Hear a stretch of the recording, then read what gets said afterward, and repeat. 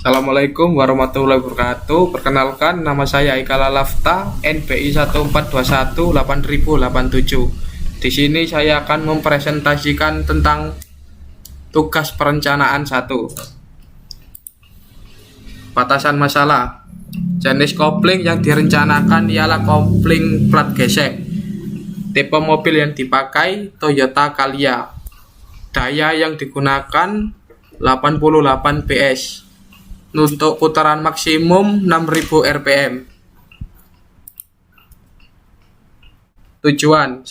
Untuk merancang komponen-komponen dari kopling mobil. 2. Gambar assembling dan gambar detail. Manfaat 1. Untuk memperoleh kopling yang lebih efektif. Yang kedua, untuk menambah wawasan mengenai cara kerja kopling dan bagian komponennya.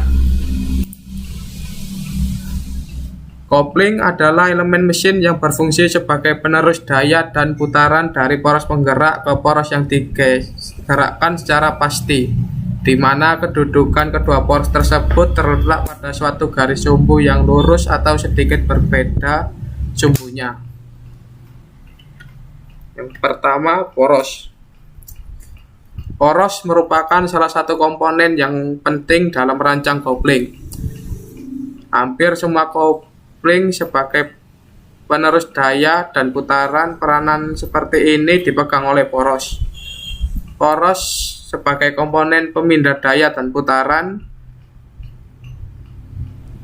biasanya menggunakan bahan yang terbuat dari baja batang yang mempunyai sifat tahan terhadap momen putar, mempunyai elastisitas yang baik, tidak mudah patah, dan tahan terhadap korosi. Yang kedua, spline. Spline berfungsi meneruskan daya tarik poros yang digerakkan dengan putaran naf. Spline mempunyai alur yang berbeda pada poros, sedangkan naf mempunyai alur-alur dalam yang terdapat pada kedudukan plat gesek. Yang ketiga, plat gesek. Plat gesek adalah suatu elemen yang terdapat pada kopling berfungsi untuk meneruskan daya dan putaran poros penggerak dengan poros yang digerakkan. Juga berfungsi untuk memindahkan daya dari poros penggerak kopling melalui flywheel dalam bentuk gesekan.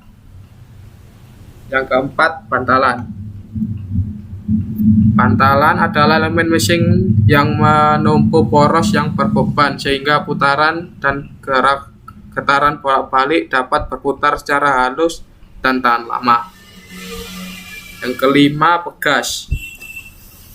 Pada pegas kendaraan baik roda 2 maupun roda 4 berfungsi sebagai penarik tumbukan atau kejutan sebagai media pembalik dalam perencanaan.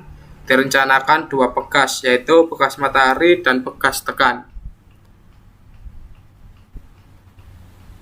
Untuk yang keenam, baut.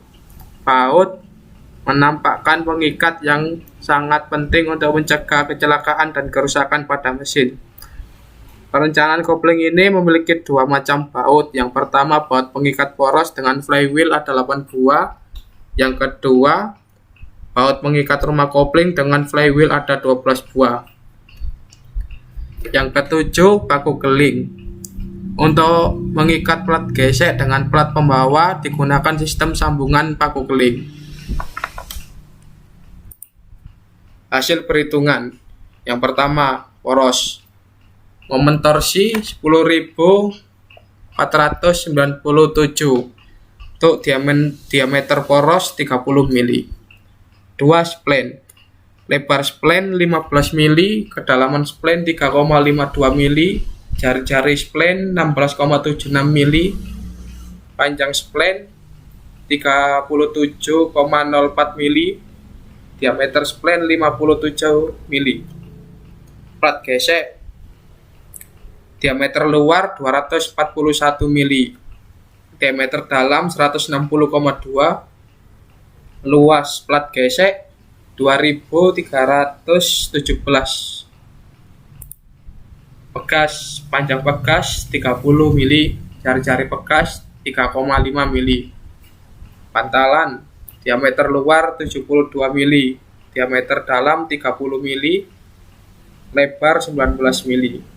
Untuk baut, diameter baut 43,12, jarak bagi 5, tegangan geser izin 3,43, tegangan tarik 0,235. Paku keling, diameter paku keling 3 mili, tegangan geser izin 2,96, tegangan geser yang terjadi 1,517.